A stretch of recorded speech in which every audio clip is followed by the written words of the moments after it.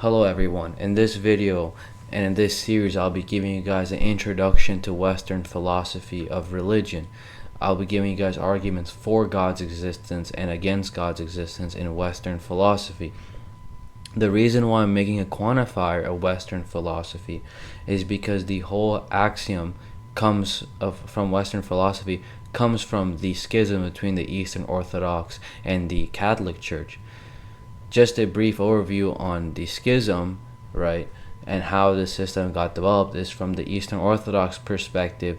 The Catholics were devoted and moving away from the patriarchal fathers, and instead moved to scholasticism, proving God through logic and theology, and deducing God's existence through premise, through logic and Aristotelian reasoning. Where the Eastern Orthodox prioritize more so experimental philosophy and knowing God through the clearing of the heart and through seeing the uncreated energies of God via the prayer of the heart. Now, I don't want to say my position on the matter, but in this series I'll be just talking about Western philosophy and how they define God and the arguments that they give for and against God's existence. So, God defined by Western philosophers. God is a supreme being, the creator of but separate from and independent of the world. He is all-powerful, also known as omnipotent, all-knowing, also known as omniscient, eternal and self-existent. What does it mean that God is omnipotent? Which means all-powerful. We're referring to absolute possibility, the ability to do all things that are possible. For example, creating a square circle is not something that is possible, something God cannot do. This does not mean that God's power is limited. However, as his power extends to whatever is possible. So it doesn't mean that God is limited, it means that power extends to whatever is possible. So when we're referring to God being all-powerful, we're referring to whatever is absolutely possible. Creating a square circle is not something which is possible, it's something which is contradictory. So Western philosophers would say that this is something that God cannot do. What are some other things that God cannot do? An example would be committing suicide or doing an evil deed. These are not contrary things, but God cannot still do them. Thus, when we say that God is omnipotent, we are saying that he could do whatever is possible and is not inconsistent with any of his basic attributes. In this book, Knowledge, Reality, and Value, we'll see Michael Huemer disagree with this point, and I'll be reading an excerpt from it slightly. Why many have said... So, we said that when God is omnipotent, we are saying that he could do whatever is possible and is not inconsistent with any of his basic attributes. Many have said that he has the power to do evil, but because he's supremely good, it is his power that he will never exercise. This is something Huemer talks about in this book, Knowledge, Reality, and Value. William Roy disagrees with this. He says that what this fails to understand, however, is to attribute to him the power to do evil is to attribute to him the power to cease to have an attribute, which is part of God's very essence, his nature. This attribute, perfect goodness, is as much as having three angles is a part of the nature of a triangle. To attribute to him the power to do evil is to attribute to God the power to seize the being he is. What that means is that God has attributes that are essential to his very nature. Just like a triangle has 180 degrees, which is essential to its very nature. A triangle logically entails to have the attribute of 180 degrees. It cannot lack that attribute. If it did, it would cease to be a triangle. In the same way, God cannot lack the attribute of being all-loving. The attribute is essential to God's nature. If he lacked perfect goodness, he would cease to be God, just like a triangle ceases to be it if it didn't have the attribute of it being 180 degrees. But being God is part of the essential nature of God. Thus, God cannot cease to be God. So by the very definition of God, he cannot do evil nor cease to be God. So, Michael Huemer disagrees on Rowe on the point that many have said that he has the power to do evil, but because he's supremely good, it is the power that he'll never exercise. William Rowe disagrees with that. but Michael Huemer affirms that proposition. I'll be reading an excerpt from Michael Huemer's book, and we'll get into this. Recall that God is traditionally supposedly to be all-knowing, all-powerful, and perfectly good. These properties lead to some puzzles, suggesting that maybe the traditional definition of God is self-contradictory, or contradicts some very widely accepted views about God. Omnipotence and immovable stones. The most famous puzzle: can God create a stone so heavy that he couldn't lift it? If no, then God is not all-powerful, since we just found something he cannot do. If yes, then God is not all-powerful, since he would be unable to lift that stone. More generally, we could ask, could God create a state of affairs that he himself could not alter? This seems to show that the concept of omnipotence is contradictory. The theist's best response is to refine the definition of omnipotence. Rather than saying an omnipotent being can do anything, we could define omnipotent being as one who could bring about any outcome that is metaphysically possible. Keep in mind, metaphysically possible for a being to bring about. What is this? Why is this a reasonable revision to make? We want to address a reasonable theist, not a crazy one. And the reasonable theist wants to ascribe God the maximum possible amount of power, not an impossible amount of power. So we find contradictions in the definition of omnipotence. That shows that we just chose a poor definition. The new proposed definition seems to capture the most power that a being could have. So the new proposed definition is that an omnipotent being is one who could bring about any outcome that is metaphysically possible for a being to bring about. It's not metaphysically possible for God to bring about an unmovable stone, right? But that doesn't mean that God's not omnipotent. For the definition of omnipotence is that it's an outcome that is metaphysically possible for a being to bring about. He could bring about any outcome that's metaphysically possible for a being to bring about. Given this understanding, God could not create a stone so heavy that he could not lift it. There's no weight that a stone could have that would render it metaphysically impossible for it to be lifted, and therefore no weight that would prevent an omnipotent being from lifting the stone. So it is metaphysically impossible for a being to create such a stone that God cannot lift, and hence even God cannot create such a stone.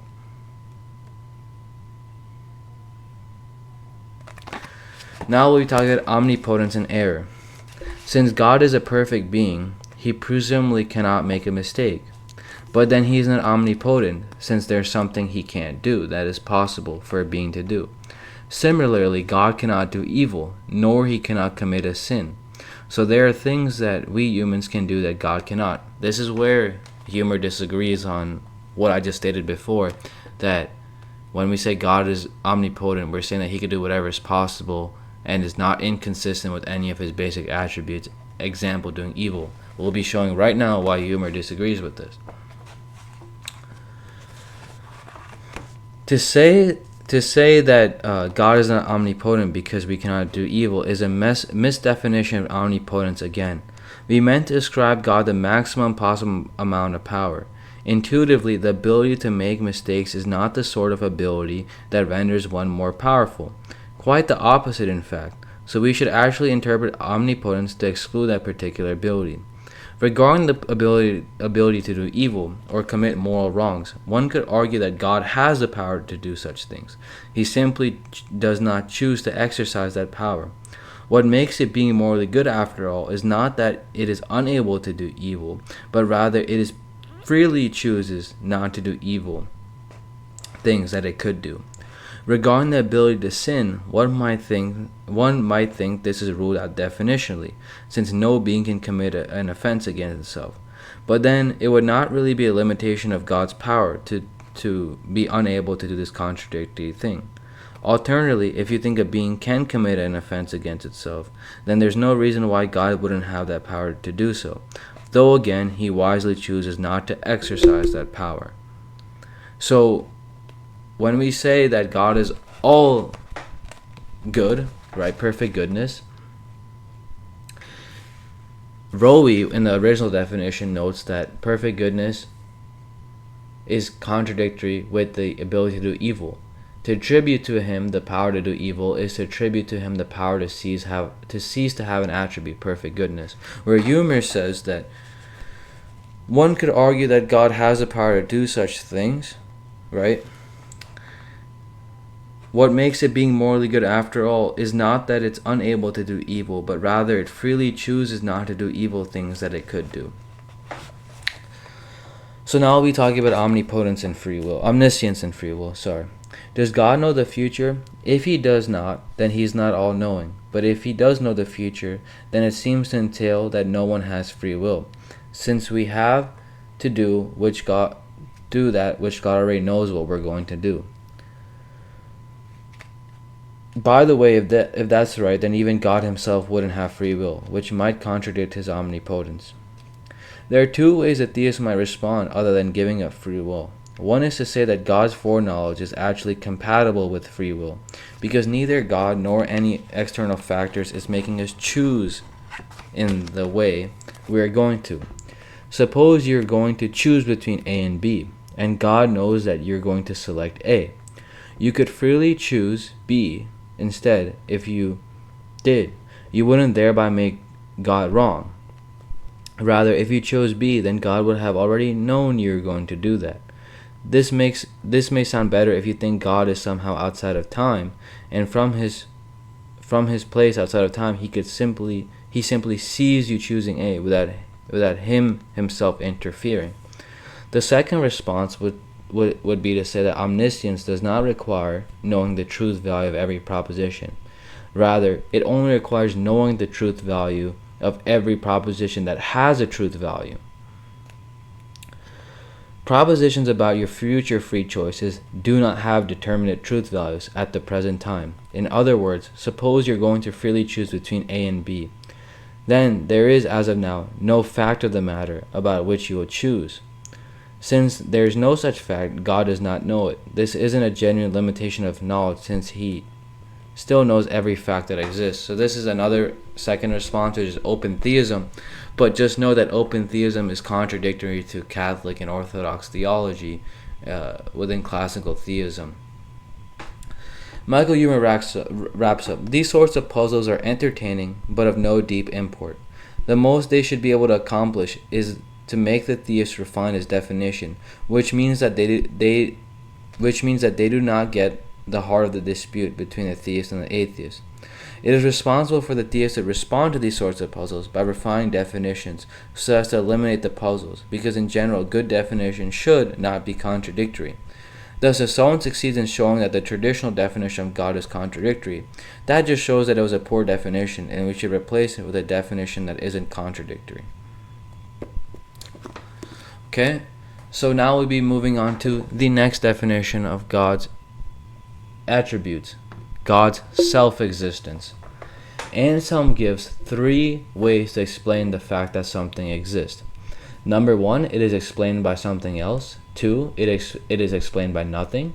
3, it is explained by itself. Anselm notes that number 2, it being explained by nothing, is something illogical. Something is either explained by something else, or it is explained by itself. For Anselm, God is a supreme, great, and good. No possible being exists greater than God.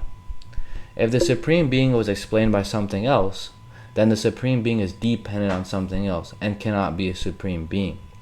Anselm noted that to say that it is impossible for something to be explained by nothing, thus the only option that remains is to explain the supreme being's existence is that it is explained by itself. It is self-evident.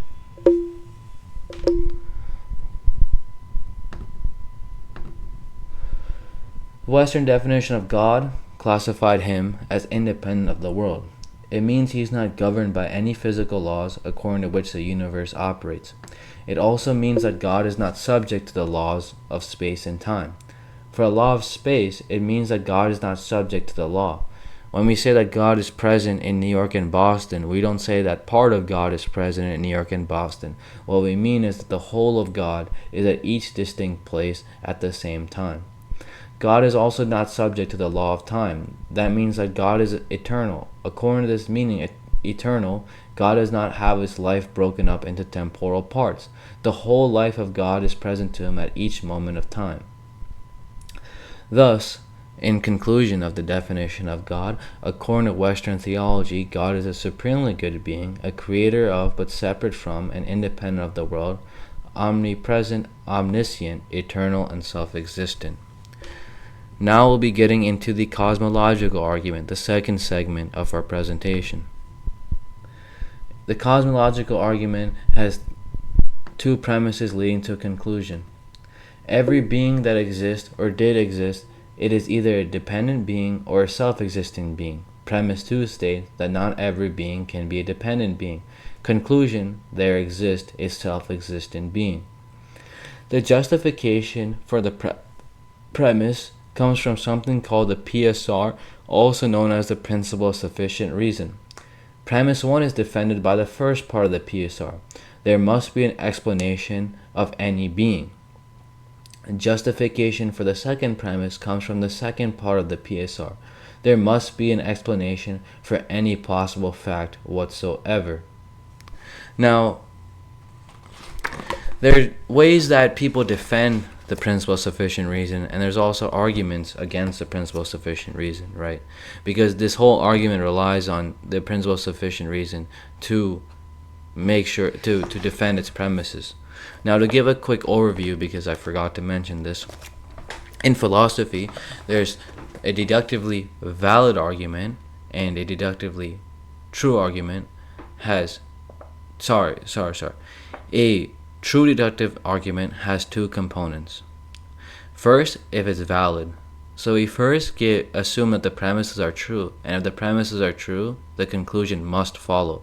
We don't try to debate whether the premise is true or not. We first assume that it's already true, and if it's true, the conclusion must follow. The second part of the deductively valid argument, a true deductive argument, argument is to see if the premises are sound, whether the premises are actually true or not. This is where the PSR comes in. This argument is deductively valid, but the premises, its defense and its truth comes from the PSR. So this whole truth of premise 1 and 2 comes from the principle of sufficient reason. Our study of the first part of the cosmological argument has led us to the fundamental principle on which the premise rests, the principle of sufficient reason. We have seen that unless on thoughtful reflection the PSR strikes us as something we see with certainty to be true, we cannot reasonably claim to know that the premise of the cosmological argument are true. Of course, they might be true, but unless we do know them to be true, they cannot establish for us the conclusion that there exists a being that has an explanation of its existence within its own nature. If we are nevertheless presuppose the PSR to be true, then whether the PSR is true or not to be consistent, we should accept the cosmological argument. For as you have seen, its premise implies conclusion, and its premise do seem to follow from the PSR. But no one has succeeded in showing that the PSR is an assumption that most of us all share. So our final conclusion must be, with the exception of those on thoughtful reflection, reasonably conclude that the PSR is a fundamental truth of reason.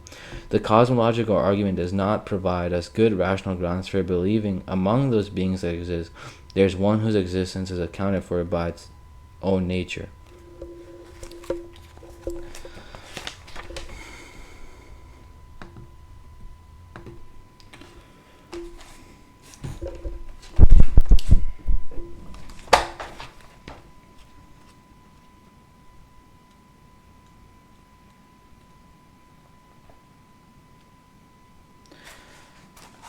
The final argument is a version of the cosmological argument called the Kalam cosmological argument.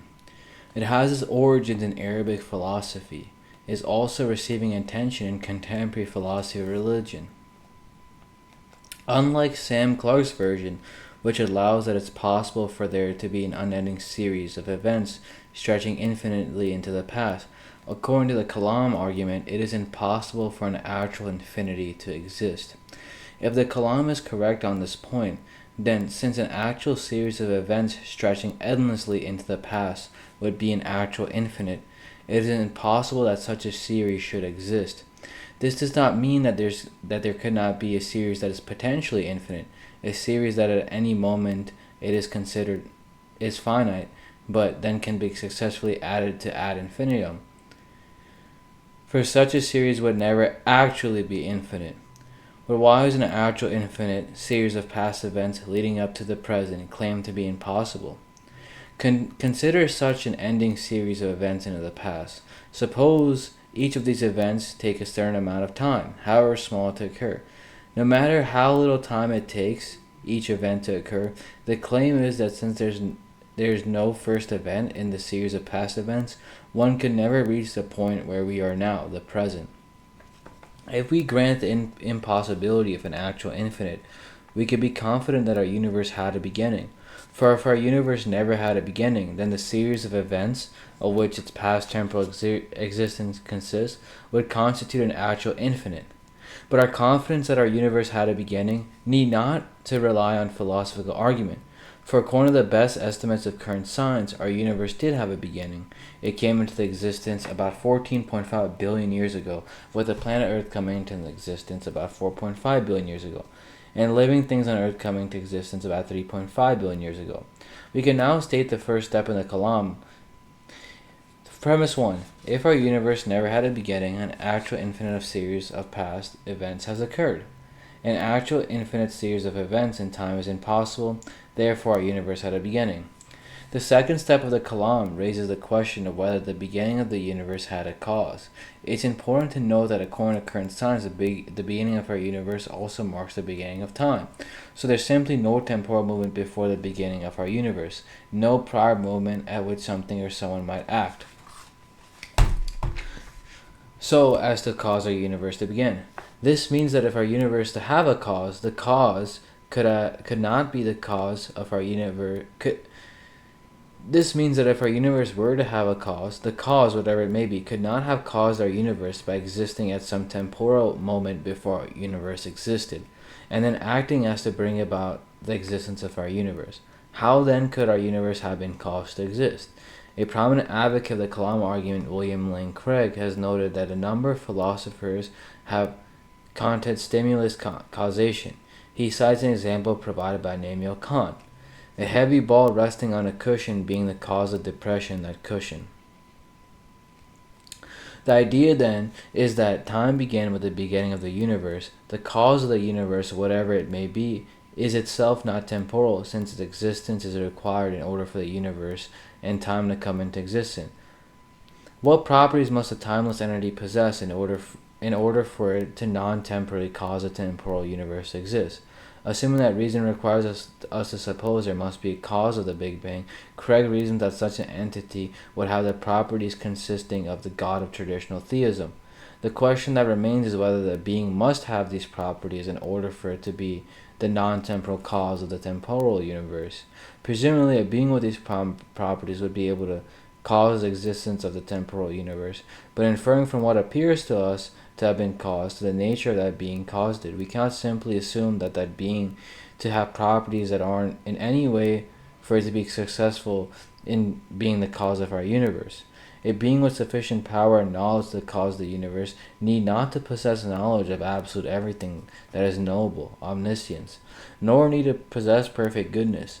More, if we look at the quality of a part of the product that has been produced, the one planet in the universe with which we are acquainted, we will be hard-pressed to think that the cause of our universe had to be a morally perfect being.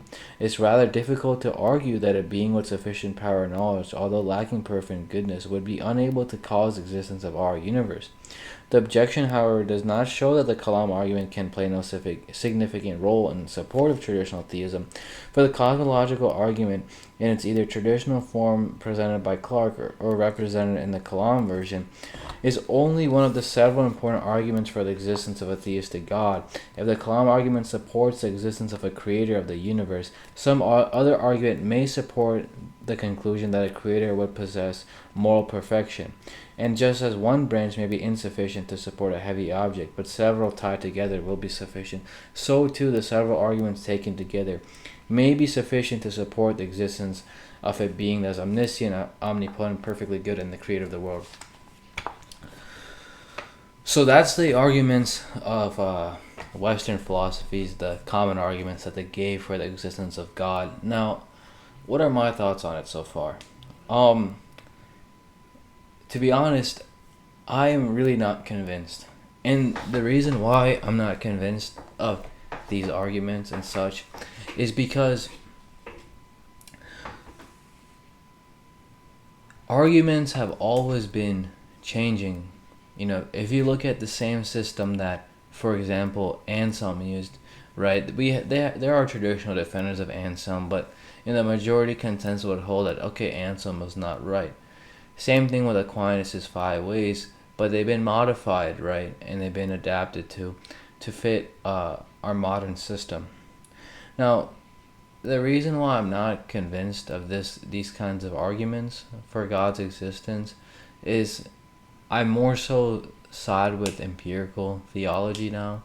I guess one of my biggest objections to this type of Western analytical philosophy that is used to argue for theism is that it presupposes that our minds are blank slates almost. That, you know, when we look at the data, like me, a theist, and someone else is an atheist, we could interpret the data and come to the same conclusion on it, right? But I don't really think that that's really the case. We all come with like a set of our presuppositions, or like, how we look at reality, how we could interpret it, the data and such. But also, one of the biggest, objections for modern theism for me, and, it may not serve much weight for other people, is that, why is it so complicated, right, to know God? In Western philosophy, right, like it seems like the theistic God is more so the God of the philosophers and not the God of the common person. Why, to know God, as someone who doubts, why does someone have to go through all this, right? This Western philosophy and reading all this stuff? It doesn't make any sense to me. There's a lot of people who have these questions but don't have the economic ability to pursue these questions, right? Or might have mental difficulties, right? So, why, would God make it so difficult to actually know him, right?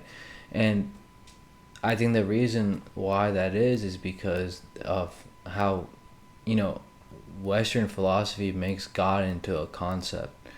And you're not really debating, you're not really experiencing or talking about the true God. You're talking about a concept of God, a God that is made by the philosophers.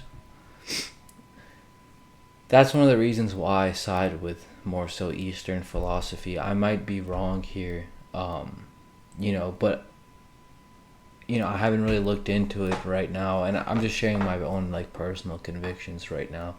But that's why I more so side with Eastern Orthodox empirical theology.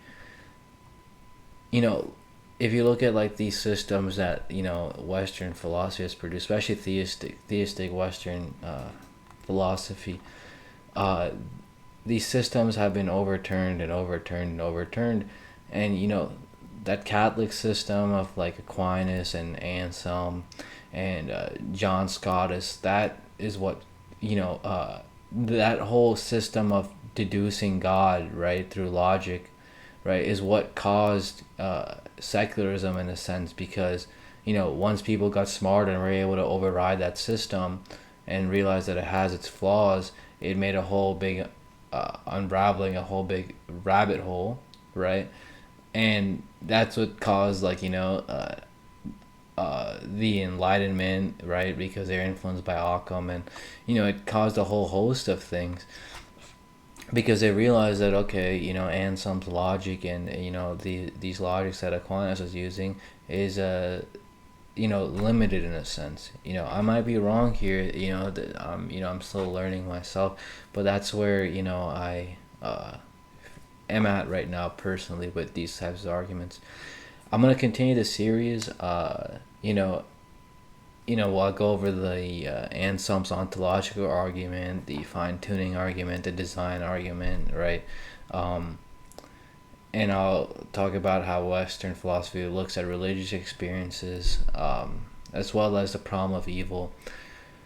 But as of right now, you know, I always just wanted to go into Western philosophy because that's where I realized that, oh, okay, my main proposition that I want to know is does God exist?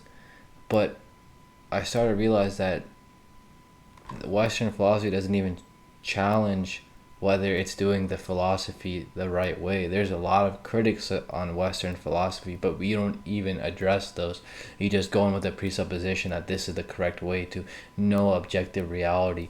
Um, and there's a lot of people who criticize the Western way to know God, like in the Orthodox tradition, like Father John Romanides talked about this. I'm pretty sure there's a guy named Christos Yarnis who talked about this. uh, and the Western world doesn't really engage with this, from my understanding. So I do find it to be a presupposition, that enlightenment presupposition, that's carried over into analytical philosophy, that this is the correct way to know objective reality. I'm looking to actually try to challenge that and try to see if that's actually the correct way, because um, you take an intro to philosophy class, you go into your PhD or master's, you're not really looking at this. You're thrown right in. You're talking about what William Rowe talked about in this book. You're talking about Hume, Anselm, fine tuning, laws of nature, Leibniz, Aquinas, right? Modern contemporary atheists like Draper and all that. That all has came out of the Enlightenment ethos. What if that whole ethos and axiom to know God is wrong, right? We should examine that. So that's where I'm at. I really appreciate you guys watching the video. I'll continue on with my series, and I hope you guys enjoy your day.